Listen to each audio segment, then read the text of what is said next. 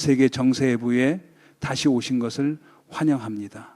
저는 전재현입니다. 존경하는 시청자 여러분, 지난 12월 21일 일요일은 동지였습니다. 북반구에 사는 사람들에게 동지는 한 해 중 밤이 가장 길고 음기가 가장 성한 날로 여겨지지요. 창밖을 보면 하늘은 잿빛으로 가라앉아 있고 뼛속까지 스며드는 겨울의 냉기가 만물을 덮고 있습니다. 그런데 시청자 여러분, 바깥의 추위는 어쩌면 중난 하이의 붉은 벽 안을 뒤덮은 냉기에 비하면 아무것도 아닐지도 모릅니다.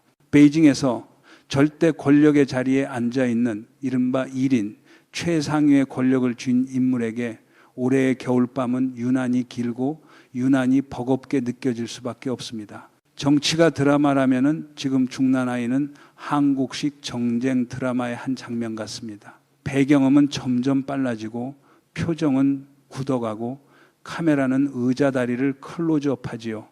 그리고 시청자들은 압니다. 흔들리는 의자에는 반드시 이유가 있다는 것을. 왜 우리가 이렇게 말하느냐? 지난 일주일 사이 충격적인 사건 3가지가 연달아 터졌기 때문입니다. 겉으로 보면 서로 무관해 보입니다. 하나는 멀리 미국에서, 하나는 군대 내부에서, 또 하나는 티베트의 차를 칭송하는 기사에서 나왔습니다. 그러나 이 세 조각을 한 정치적 바둑판 위에 올려놓고 이어붙이면 섬뜩한 그림이 드러납니다.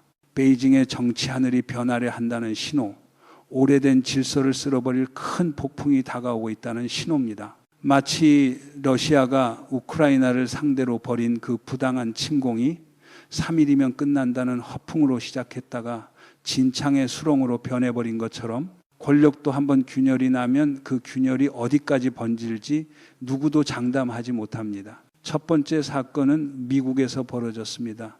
틱톡, 한때 죽어도 안 판다라고 큰 소리치던 그 앱이 결국 무릎을 꿇고 타협했습니다. 데이터와 알고리즘, 즉 핵심 중의 핵심으로 불리던 통제권이 사실상 미국 측 손으로 넘어가는 암묵적 합의가 성립된 것입니다. 말은 강하게, 결말은 숙연하게. 어디서 많이 본 장면이지요. 크렘린의 선전이 늘 그랬듯이 입으로는 승리를 외치고 현실은 패배를 인정하는 방식 말입니다. 베이징, 더 정확히는 모에사 바이트댄스는 상징적인 수준으로 20%도 안 되는 지분만 남겼다고 합니다. 이건 단순한 상업적 실패가 아니라 전략적 굴복입니다. 해외에 숨겨둔 거대한 자산이 동결될 위험 앞에서 체면을 지키는 척하며 실리를 택한 어쩌면 가장 굴욕적인 형태의 후퇴입니다. 두 번째 사건, 그리고 여기서부터가 치명적인 핵심입니다. 중국 인민해방군 내부, 바로 심장부에서 벌어진 일입니다. 이번 주 초 중앙군사위원회 장비발전부, 즉 부주석 장유협의 영향권으로 여겨지던 그 기관이 충격적인 공지를 내놓았습니다. 사회 전체를 향해 공개적으로 제보를 요구한 것입니다. 일반 시민은 물론 납품업자, 부품 공급망, 심지어 배달 기사까지 포함해서 최근 몇 년간 공군의 조달과 구매 과정에서 벌어진 위법과 비리를 모두 신고하라고 말입니다. 네, 배달 기사까지 부르는 장면은 한국식 풍자에서 흔히 나오지요.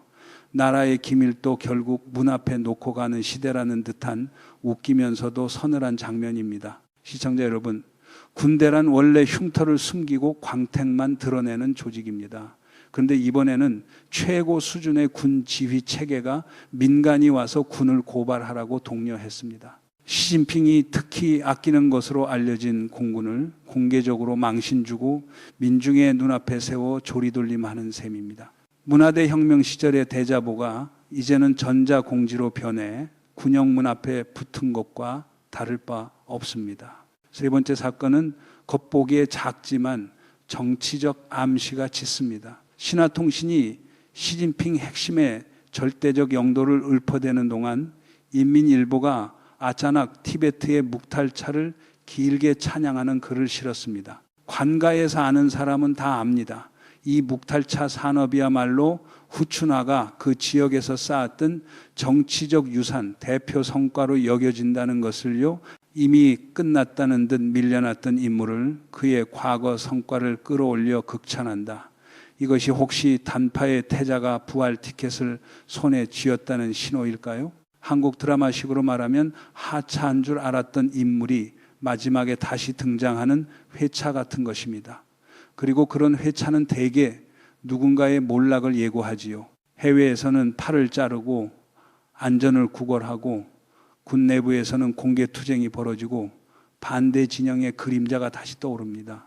이 세 갈래의 압박이 중난하이의 수장을 벽 끝으로 몰아붙이고 있습니다. 오늘 우리는 선생장통과 함께 이 정치극의 층층을 해부하면서 붉은 장막 뒤에서 용상, 곧 권력의 의자가 얼마나 거칠게 흔들리고 있는지 보겠습니다. 이제 틱톡 이야기부터 가겠습니다. 며칠 동안 국제 언론도 중국 내부도 이 사건에 열을 올렸습니다.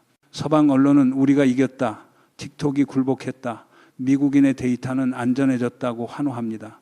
중국의 선전 기계도 뒤지지 않습니다. 우리도 이겼다, 알고리즘 저작권은 지켰다, 우리는 우리를 팔지 않았다, 로열티는 받는다. 양쪽이 서로 다른 트로피를 들고 승리를 외치는 모습 참으로 익숙합니다. 러시아가 우크라이나를 침공해 놓고도 특별작전이라 이름 붙이고 망가진 현실을 승리의 전진이라고 우기는 장면과 닮아 있지요. 단어만 바꾸면 선전의 구조는 비슷합니다. 겉으로는 모두가 이긴 거래처럼 보입니다. 하지만 시청자 여러분, 이 포장지를 벗기지 않으면 우리는 양쪽 모두에게 속게 됩니다. 현실은 이렇습니다. 중국 국영 매체가 기술적으로는 완전히 거짓을 말하지 않았을 수도 있습니다. 바이트댄스가 알고리즘의 지식재산권을 보유하는 형태가 남았을 수 있으니까요.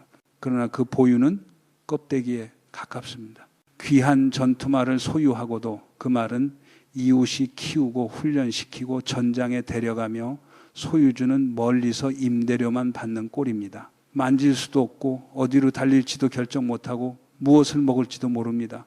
소유는 종이 위에 남고 통제는 손에서 사라지는 방식이지요.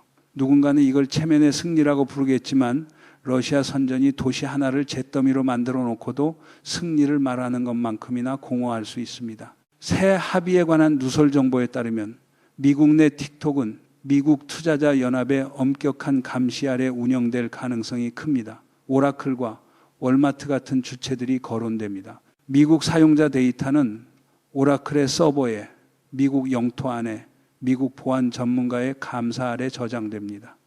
베이징이 이 데이터에 접근하려 해도 길이 없습니다.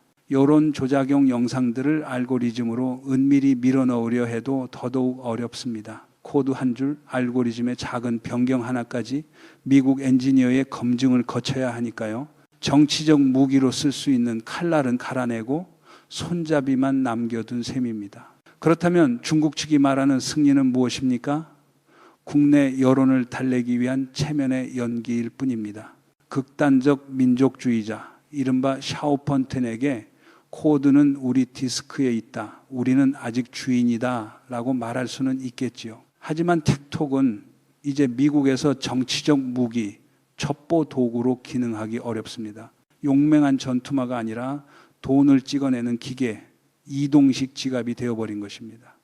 겉은 화려해도 기능은 제한되는, 그리고 그 제한이 가장 아픈 제한입니다. 더 중요한 질문은 왜 이렇게 되었느냐입니다. 늘 강경하던 중국이 차라리 옥이 깨질지언정 기왓장처럼 살지 않는다는 식의 구호를 외치던 중국이 왜 이렇게 굴욕적인 합의를 받아들였느냐?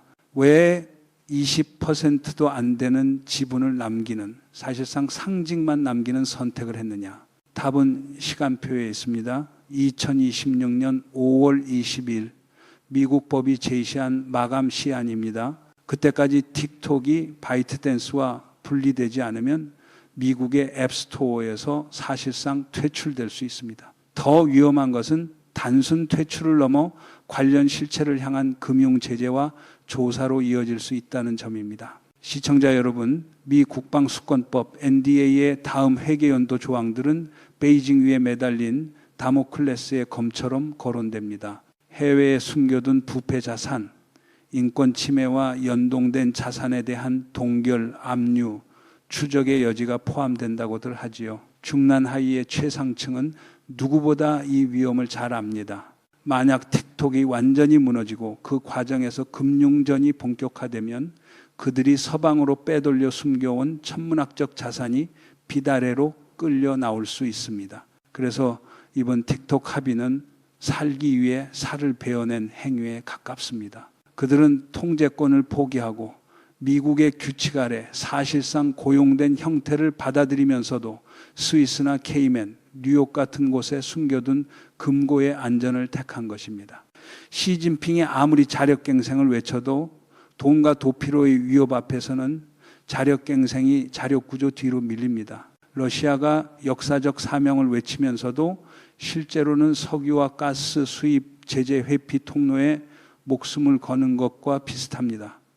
구호는 웅장하고 계산은 차갑습니다. 이제 군 내부의 대자보, 곧 디지털 대자보 이야기로 넘어가겠습니다. 틱톡이 외부에 대한 굴욕적 양보였다면 중국 군 내부에서 벌어지는 일은 내부의 잔혹한 공개 숙청입니다. 지난 월요일 중국 군의 무기 조달 사이트 같은 원래는 건조하고 사람들이 잘 들여다보지 않는 공간이 갑자기 화제의 중심이 되었습니다. 중앙군사위원회 장비발전부가 공군 조달 비리와 관련된 단서를 사회 전체에서 수집한다는 공지를 올렸기 때문입니다. 여기서 단어 선택이 중요합니다. 내부 조사도 아니고 정기감사도 아닙니다.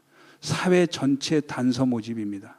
입찰 참여 업체, 부품 공급자, 일반 시민까지 최근 몇 년간 공군 사업에서 담합, 가격 부풀리기, 가짜 부품, 불량품, 납품을 알고 있다면 즉시 신고하라는 것입니다. 군대가 스스로 폭로 참여자를 모집하는 장면, 그 자체가 이상합니다. 선전으로 포장된 제국의 갑옷이 안쪽에서 삐걱거린다는 뜻이죠. 러시아가 우크라이나 전선에서 장비 부실과 보급 부패가 드러나자 병사들이 스스로 SNS에 고발을 올리던 장면을 떠올리게 합니다. 내부가 썩으면 아무리 대포를 세워도 결국 무너집니다. 인민해방군 역사에서 이런 전례는 거의 없었습니다. 군은 폐쇄된 세계이고 체제의 강철선입니다. 내부의 부패는 보통 문을 닫고 처리합니다. 그런데 이번에는 문을 열고 등을 보여주겠다고 한 셈입니다. 공군의 명예라는 말이 있다면 그 명예를 공개적으로 긁어낸 것입니다. 그 뒤에 누가 있느냐? 장비발전부는 전군 조달에 돈줄을 쥔 기관입니다. 그 기관을 장악하고 군사위원회에서 실권을 쥐었다고 알려진 인물이 장유협입니다. 이번 조치는 정치적 계산이 짙습니다. 첫째, 공군의 얼굴을 정면으로 때리는 일입니다. 공군은 최근 수년간 시진핑이 가장 공을 들인 군종으로 여겨졌습니다. 막대한 예산을 투입해 현대화를 추진하고 J-20 같은 스텔스 전투기, Y-20 같은 대형 수송기를 앞세워 미국과 겨루겠다는 야심을 부풀려 왔습니다. 공군 수뇌부로 거론되는 상층 인사들은 시진핑이 직접 발탁해 승진시킨 측근으로 알려져 왔지요. 그들을 공개적으로 끌어내 부패의 상징으로 세우는 것은 곧 시진핑의 인사와 노선을 공개적으로 모욕하는 것입니다. 당신이 자랑한 그 부대가 사실은 속부터 썩었다는 메시지입니다. 그리고 이 장면은 러시아가 정예를 자처하던 부대들이 우크라이나에서 허술한 보급과 낡은 장비로 무너지는 모습과 겹쳐 보입니다. 선전이 만든 신화는 전장에서 혹은 조달 장부에서 무너집니다. 둘째, 시진핑이 10년 가까이 만들어온 강군의 꿈이라는 신화를 깨트립니다. 공군의 조달이 담합과 부풀리기와 가짜 부품으로 얼룩졌다면 그 화려한 전투기들이 과연 실전에서 제대로 날 수 있느냐는 질문이 나옵니다. 레이더와 미사일 시스템이 진짜로 작동하느냐는 질문이 나옵니다. 혹시 그것들이 겉만 번쩍이는 종이 호랑이, 겉포장만 화려한 모형이 아니냐는 질문이 나옵니다. 러시아가 우크라이나에서 최신형을 내세웠다가 실제로는 구형을 재도색한 장비가 줄줄이 잡히며 조롱거리가 된 것처럼 과장된 자화자찬은 결국 현실에 걸려 넘어집니다. 거기에 더해 금요일에는 군 장비 분야 직업윤리 행위 규범 같은 이름의 문서가 나왔다고 합니다. 충성, 공익, 봉사, 청렴을 길게 설교합니다. 시청자 여러분, 나사가 금값으로 둔갑하는 시스템에서 청렴을 외치는 장면은 참으로 기이합니다. 한국식 풍자로 말하면 불량품 공장장에게 정품 강이 맡긴 꼴이지요. 그러나 장유협이 순진해서 이런 문서를 내는 것은 아닙니다. 이 문서는 권위 세우기의 명분이고 대대적 숙청의 근거입니다. 공군 내부든 더 넓게는 군조달 체계 전체든 누구든 복종하지 않으면 윤리 위반이라는 이름으로 제거할 수 있는 장치입니다. 베이징 내부에서는 공군 고위층이 거의 삶아졌다는 소문이 돌고 있습니다. 일부 핵심 인사들이 조사 중이거나 실권을 박탈당했다는 이야기, 심지어 누군가가 심근경색으로 급사했다는 악의적 풍문까지 나옵니다. 중국에서 고위층의 심장 이야기는 늘 물음표를 남깁니다. 정말 병이었는지 아니면 누군가의 입을 영원히 닫기 위한 방식이었는지 우리는 단정할 수 없습니다. 다만 시점과 강도가 맞물리며 사람들을 떨게 합니다. 러시아에서도 전쟁이 길어지자 갑작스러운 사고와 급사가 이상하게 반복된다는 의혹이 돌곤 했지요. 권력과 전쟁은 종종 진실을 가장 먼저 삼킵니다. 이제 세 번째 층, 고철을 현대무기라고 부르는 시대로 들어가 보겠습니다. 장유협이 왜 공군, 왜 조달을 돌파구로 삼았는가? 답은 품질입니다. 지난 10년 동안 시진핑 체제 아래 중국군은 광적으로 군비 경쟁을 벌였습니다. 돈을 종이처럼 태워가며 새 무기들을 쏟아냈고 중국 매체는 매일같이 국가의 보물, 항모 킬러, 미국의 F-22, F-35보다 뛰어나다 같은 말을 반복했습니다. 하지만 진짜 금은 불에 타지 않고 가짜는 바람만 불어도 벗겨집니다. 정보기관과 군사 관측자들이 말하듯 최근 장비 점검에서 충격적인 현실이 드러났다는 이야기들이 나옵니다. 성능 수치, 내구도, 실전 능력의 많은 부분이 서류 위에서 예쁘게 만들어졌다는 의혹입니다. 러시아가 우크라이나 침공 초기에 정밀 타격을 외쳤지만 현실은 민간시설 파괴와 무차별 폭격으로 이어지며 국제적 조롱과 분노를 산 것처럼 숫자와 구호는 진실을 보장하지 않습니다. 예컨대 엔진, 공군의 심장입니다. 중국은 WS-10, WS-15 엔진을 자립했고 수천 시간의 수명을 가진다고 자랑해 왔습니다. 그러나 점검 결과만은 엔진이 수백 시간만 비행해도 정비로 땅에 누워야 한다는 이야기들이 나옵니다. J-20의 스텔스 코팅은 세계 최고라고 선전되지만 실제로는 기후 영향에 빠르게 벗겨지고 노화해 적 레이더에 오히려 더 잘 보이게 만든다는 의혹이 제기됩니다. 한국식 냉소로 말하면 스텔스가 아니라 하이라이트가 되어버린 셈이지요. 왜 이런 일이 생깁니까? 조달 부패 때문입니다. 군수업체라는 뒷마당이 고위층과 결탁하고 조달 담당 장성들과 담합해 기술 기준을 낮추고 값싼 재료를 쓰고 시험 과정을 잘라먹습니다. 10겹을 발라야 할 나노 코팅을 3겹만 바르고 완료로 보고합니다. 차액은 누군가의 주머니로 흘러갑니다. 공군의 조달 체계는 거대한 암시장처럼 변합니다. 국가 이익보다 개인과 파벌의 이익이 앞서는 곳이지요. 퍼레이드와 선전 영상에서는 번쩍이지만 속은 산업 폐기물에 금방만 입힌 것일 수 있습니다. 러시아가 우크라이나에서 낡은 전차를 끌고 나와 현대화라고 포장하다가 전장 한복판에서 멈춰서는 장면이 떠오르지 않습니까? 포장지는 화려해도 내부가 부식되면 전쟁은 거짓말을 용서하지 않습니다. 장유엽은 1979년에 베트남 중국 국경 전쟁을 겪은 노장으로 알려져 있습니다. 그가 이런 현실을 모를 리 없습니다. 만약 이런 고철의 금칠한 무기를 들고 미국과 싸우거나 혹은 대만과의 충돌에 들어가면 결과는 참패일 수 있습니다. 그래서 그는 품질 시정, 윤리 규범이라는 명분으로 손을 댑니다.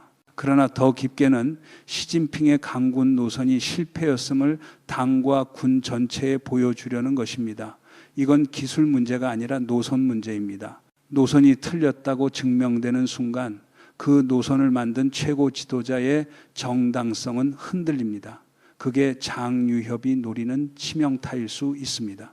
이제 전자 대자보가 퍼지고 사람들이 공군의 썩은 모습을 입에 올리기 시작하면 시진핑의 위대함, 영광, 정당함이라는 도상은 무너집니다. 그가 절대 충성을 기반으로 붙들고 있던 중앙군사위원회 주석의 자리도 흔들립니다. 군이 더는 방패가 아니라 창이 되어 되돌아올 수 있습니다. 러시아의 부당한 전쟁이 결국 러시아 내부의 경제와 사회를 갉아먹어 전선이 곧 후방을 불태우는 그림이 된 것처럼 권력의 칼날은 종종 자기 손을 베기도 합니다. 이제 네 번째 층, 후방의 화제로 가겠습니다. 공군 숙청이 군사 권력의 오른팔을 치는 일이라면 다음 사건은 시진핑의 후방, 곧 펑리위안의 영향력으로 여겨지던 영역을 겨누는 칼날입니다. 12월 19일 중앙기율검사위원회 CCDI가 발표를 냈습니다.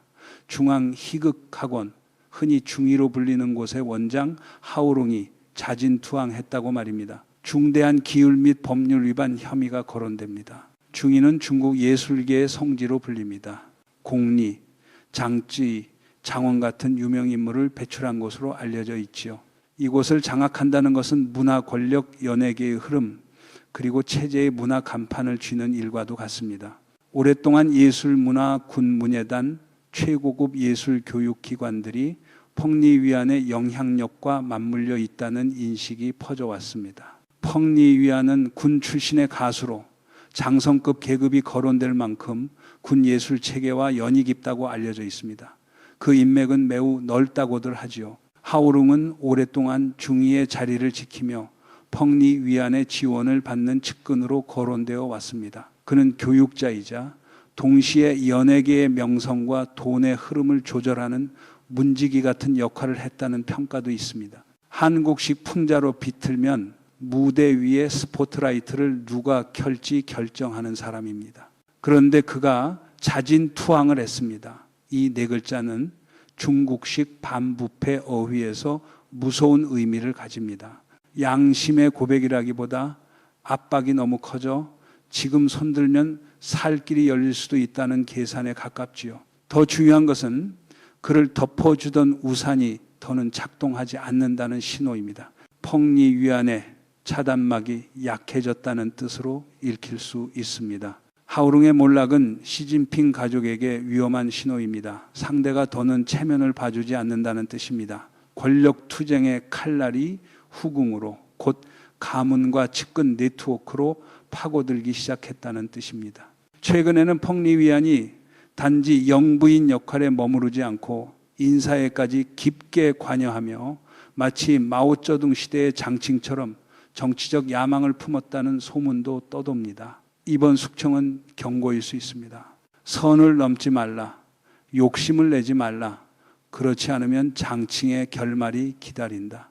한국 드라마로 치면 웃으면서 건네는 찻잔이 사실은 경고장인 장면입니다. 반부패의 불길이 중난하이의 발끝까지 타오르고 있습니다. 가장 가까운 인물들이 쓰러지는 순간 핵심의 안전도 함께 위태로워집니다. 다섯 번째 층, 묵탈차와 단파태자의 부활 티켓입니다. 시진핑 진영이 흔들리는 동안 다른 쪽에서는 오래 묻혔다고 여겨진 인물이 다시 빛을 받는 듯합니다. 후춘화입니다. 한때 후진타오가 후계 구도에서 중요하게 보던 인물로 거론되었으나 당대회에서 냉혹하게 밀려났다고들 하지요. 정치국에서 탈락했고 총리 기회도 사라졌으며 실권 없는 자리로 옮겨졌다는 평가가 뒤따랐습니다. 많은 이들이 그의 정치 생명이 끝났다고 봤습니다. 하지만 중국 정치에는 반전이 많습니다. 인민일보가 티베트 관련 지면에서 묵탈차를 길게 찬양하는 글을 올렸습니다. 묵탈은 티베트의 깊은 지역으로 후춘화가 젊은 시절 고생하며 근무했던 곳으로 거론됩니다. 그가 차 재배를 추진해 빈곤을 완화하는 데 기여했다는 서사가 따라붙습니다. 묵탈차는 그의 대표 유산으로 여겨집니다. 그런데 그 기사에는 정치적 암시가 담긴 문장들이 들어갑니다. 어두운 터널을 지나 맑은 공기를 맞고 연꽃이 만개한 곳으로 간다는 식의 표현 말입니다. 시청자 여러분, 어두운 터널이 무엇을 뜻하겠습니까? 억압과 실각, 시진핑의 그림자 아래서 빛을 잃었던 시간을 떠올리게 합니다. 그리고 연꽃은 부활과 청정의 상징으로 쓰이지요. 마치 우크라이나가 러시아의 부당한 침공 속에서도 무너질 것이라는 조롱을 딛고 버티며 세계의 지지를 끌어냈듯이 정치도 때로는 예상 밖의 회복을 보여줍니다. 물론 침공의 가해자는 늘 우리가 정의라고 외치지만 역사는 대개 그 외침을 그대로 믿어주지 않습니다. 더 흥미로운 대목도 있습니다. 우정저축은행이 묵탈차 기업들의 800만 위안이 넘는 대출을 제공했고 이를 금융의 물줄기라고 표현했다는 점입니다. 관가에서 돈이 흐르는 곳에 권력이 있다는 말이 있습니다. 국유 금융기관이 이미 끝난 관료의 유산에 돈을 던지는 일은 흔치 않습니다. 바람이 바뀐다는 신호가 있지 않으면 어렵지요. 선전과 금융이 함께 움직인다면 누군가는 후춘화의 복귀에 베팅하고 있다는 해석이 나올 수밖에 없습니다. 또 하나의 작은 충격이 있습니다. 최근 전 재무부장 왕빙첸의 장례 관련 보도에서 조화 명단에 후진타오의 이름이 다시 등장했다는 이야기입니다. 당대회에서 후진타오가 경호 인력에 의해 사실상 끌려나가듯 퇴장하는 장면은 전 세계에 충격을 주었습니다. 그 이후 그의 소식은 거의 사라졌습니다. 그런 이름이 다시 공식 영역에 나타난다는 것은 단지 부고성 언급이라도 정치적 파장이 큽니다. 단파가 완전히 죽지 않았다는 신호로 읽힐 수 있습니다. 그들이 힘을 모으고 시진핑이 약해지는 순간을 기다릴 수 있다는 신호입니다. 후춘화의 부상, 후진타오 이름의 재등장, 그리고 장유협이 군에서 쥔 실권이 맞물리면 비공식적이지만 강력한 반시진핑 연합이 형성될 수 있다는 관측이 나옵니다. 그들은 한 걸음씩 권력을 깎아내리며 가까운 미래의 권력의 양을 준비할 수 있습니다. 그것이 평화로울지 피로 얼룩질지 누구도 장담하지 못합니다. 러시아가 우크라이나를 상대로 벌인 부당한 전쟁이 결국 러시아 내부의 균열을 키우고 국제적 고립을 심화시키며 장기전의 늪으로 스스로를 끌고 간 것처럼 권력 게임도 한번 장기전이 되면 승자는커녕 생존자만 남기도 합니다. 6번째 층, 2개의 평행세계입니다. 고위층이 중난 하이에서 목숨 걸고 싸우는 동안 베이징의 차가운 거리에서 중국 시민들은 다른 현실과 마주합니다. 긴 줄이 2개 있습니다. 첫 번째 줄은 동교 일대 미국 대사관 앞입니다. 영하의 추위에도 수많은 젊은이들, 지식인, 중산층이 새벽부터 비자를 받기 위해 줄을 섭니다. 그들은 떠나고 싶어 합니다. 대국의 부상이라는 구호에서 벗어나고 숨막히는 통제에서 벗어나고 희망이 없는 미래에서 벗어나고 싶어 합니다. 그들은 발로 투표합니다. 자산과 능력을 들고 나라를 떠나려 합니다. 러시아의 부당한 침공 이후 러시아의 젊은 인재들이 줄지어 탈출하던 장면과 묘하게 겹칩니다. 전쟁과 독재는 늘 충성을 요구하지만 사람들의 발걸음은 종종 가장 솔직합니다. 2번째 줄은 융딩먼 일대 국가민원국 앞입니다. 토지를 빼앗긴 농민, 임금을 못 받은 노동자, 사기당한 투자자, 불공정의 피해자들이 추위 속에서 웅크린 채 눈물 젖은 민원서를 들고 서 있습니다. 중앙이 정의를 내려주길 바라지만 돌아오는 것은 무관심과 쫓아냄, 때로는 체포입니다. 그리고 여기서 비극적 조롱이 등장합니다. 체제의 일부 전문가들이 미국 대사관과 민원국을 흉한 신구로 옮기자고 제안했다는 이야기입니다. 시진핑의 꿈의 신도시라 불리지만 여전히 텅 빈 유령 도시 같은 곳이에요. 그렇게 하면 수십만 명이 몰려가 도시가 갑자기 북적이고 인기가 생긴다는 논리입니다. 듣자마자 웃음이 나오지만 그 웃음은 곧 목이 메입니다. 권력자들의 눈에는 사람들의 고통과 절망이 숫자이자 도구로만 보인다는 뜻이니까요. 한국식 비꼬무로 말하면 사람을 도시 홍보용 소품으로 쓰는 발상입니다. 그리고 대비는 더 잔혹해집니다. 호주에서는 23살의 수수께끼 같은 여성 양난란이라는 이름이 거론됩니다. 수천만 달러 규모의 펜트하우스, 초호화 롤스로이스, 왕처럼 사는 삶, 교통사고를 내자 어떤 보이지 않는 권력장치가 움직여 흔적 없이 사라지게 했다는 풍문이 돕니다. 그가 베이징 최고 권력자와 혈연 관계가 있다는 소문까지 따라붙습니다. 진실이 무엇이든 해외에서 붉은 공주들이 더러운 돈 위에 호화롭게 살고 국내에서는 시민들이 추위 속에서 민원을 들고 줄을 서는 이 장면은 공동부유, 공동번영이라는 구호의 가장 잔인한 반박입니다. 두 평행세계, 한쪽은 무제한 특권, 다른 쪽은 가난과 억압, 관과 민의 격차는 지금처럼 커진 적이 드뭅니다. 중국의 긴 역사도 말합니다. 이 균열이 한계에 이르고 민심이 떠나고 관료가 싸우고 군이 흔들리면 한 왕조의 붕괴는 시간 문제가 됩니다. 러시아의 부당한 전쟁이 결국 국가의 위대함이라는 구호를 갉아먹고 국민의 삶을 피폐하게 만들며 내부 불만을 키운 것처럼 체제는 겉의 위험만으로 오래 버티지 못합니다. 이제 결론입니다. 동지는 밤이 가장 길고 어둠이 가장 깊은 날입니다. 그러나 자연의 법칙은 극에 이르면 반전이 온다고 말합니다. 어둠이 극점에 도달한 순간 빛이 다시 자라나기 시작합니다. 중난하이는 가장 혹독한 겨울을 지나고 있습니다. 군에서 경제에서 사회에서 불어오는 찬바람이 붉은 권력의 구석구석을 파고듭니다. 왕좌에 앉은 인물은 날씨의 추위만이 아니라 불확실한 미래의 공포 때문에 떨고 있을 것입니다. 전쟁을 일으킨 자들이 늘 두려움은 적의 것이라 말하지만 실제로는 가장 큰 두려움이 종종 권력자의 방 안에서 자랍니다. 러시아의 우크라이나 침공이 보여준 것도 그것입니다. 명분을 앞세운 폭력이 결국 자신들의 미래를 갉아먹는다는 것, 그리고 거짓말로 시작한 전쟁은 거짓말로 끝나지 않는다는 것 말입니다. 후추나가 돌아올 수도 있고 장유협이 권력을 꽂을 수도 있고 틱톡이 무릎을 꿇을 수도 있습니다. 그러나 이 모든 것은 끝판의 장기판에서 움직이는 말들일 뿐입니다. 진짜 변화는 누가 오르고 내리느냐가 아니라 추위 속에서 줄을 서 있는 수많은 사람들이 깨어나는 데서 시작됩니다. 구원하는 성구는 없다는 사실을 깨닫고 체제의 본질을 직시하는 순간, 그때가 진짜 새벽입니다. 여기까지 오늘의 세계 정세부를 마치겠습니다. 세계 정세부는 시청자 여러분의 의견과 댓글을 늘 기다립니다. 안녕히 계시고 다음 시간에 다시 뵙겠습니다.